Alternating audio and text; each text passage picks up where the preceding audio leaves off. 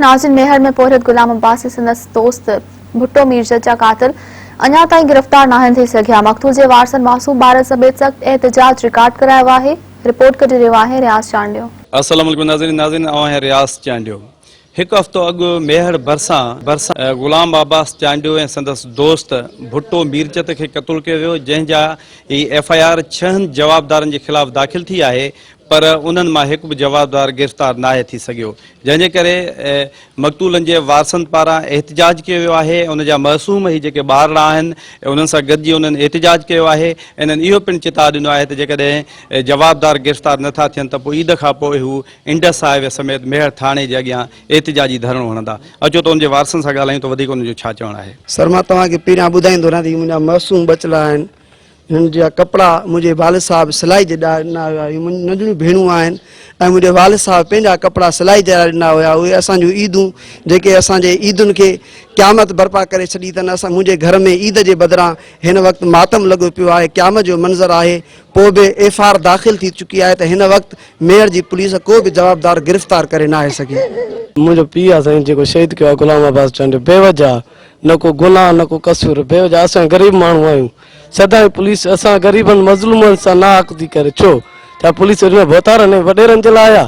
जेको मन रुगो काज़ी आज़म था ॾियनि, रुगो जेको पैसे इस्तेमालु थो करे, रुगो पुलिस हुनजे ख़िलाफ़ आहे। छो असां आख़िर नाहक छो आहे? छाजे करे असां SP दादू खे अपील था कयूं त असां ग़रीबनि सां इंसाफ़ करे।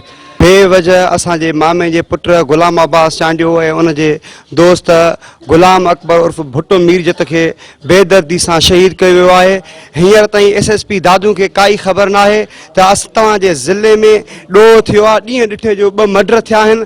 SSP दादू हींअर ताईं कंहिं बि वाक़े जो नोटिस न वरितो आहे।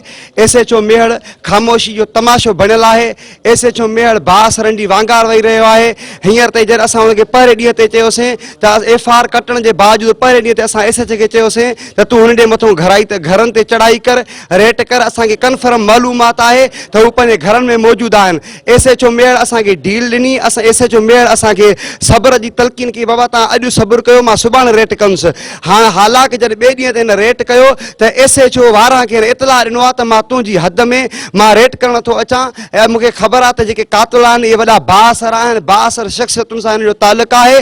तूं इन्हनि खे अॻु में ई फौरी तौर ते इतला ॾे त बाबा अॼु राति तव्हांजे घरनि जे मथां रेट थींदो। जीअं त असां कानूनी आहियूं, कानून खे हमेशह फॉलो कयो आहे।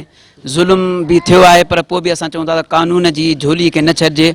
असां जेको सुभाणे ते यानी अंगारो 28 रमज़ान मुबारक ते धरणो रखियो हुयोसीं, असां फ़िलहाल उनखे रमज़ान जे सबब जे करे असां उनखे मुलतवी कयो आहे। ऐं असां नथा चाहियूं त असां धरणा आणियूं, माण्हुनि खे असां तंग कयूं या माण्हू असांजे धरण जे करे परेशान थियनि। असां पुलिस इंतिज़ामिया खे वरी हिकु दफ़ो ॿीहर हफ़्ते जी मोहलत ॾिनी आहे त असांजो ॿियो को मक़सदु न आहे। असांजो मक़सदु इहो आहे त सिर्फ़ु असांजे मामे जा कातिल गिरफ़्तार थियनि। ज़रूरत इन ॻाल्हि जी आहे त माण्हुनि खे इंसाफ़ मिलणु खपे ऐं जेके असुल कातिल आहिनि उहे गिरफ़्तार थियणु खपनि। रियाज़ चांडियो, मेहरान टीवी में।